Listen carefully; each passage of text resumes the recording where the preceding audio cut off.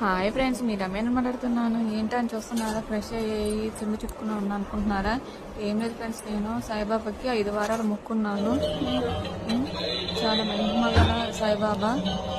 So ఇంట్లో ready అయ్యి పూజ చేసుకొని గుడికి వెళ్దామని కూర్చున్నాను ఫ్రెండ్స్.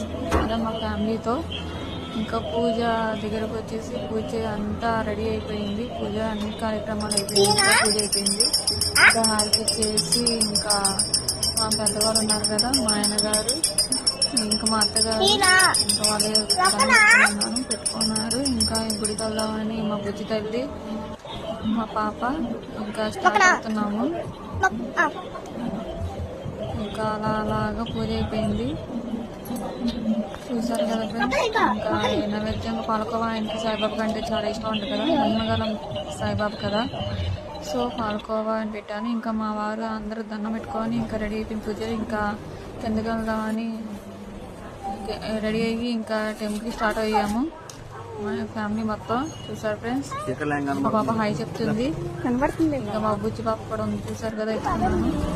ఇప్పుడు దగ్గర కూర్చోమండి. ఇంకా మా పాపను మా వారు ఎత్తుకొని ఇంకా అలా నడుస్తున్నారు. ఏదైనా సాయిబాబా గుడికి వస్తే ఎంతో ఫీలింగ్ ఉంటుంది కదండి. చాలా బాగుంది. ఇక్కడ గుడి బాగా ఫేమస్ బాగా, కానీ చాలా బాగా కట్టారు. ఇదివరకు లేదు, బాగుంది. నైవేద్యం పెట్టి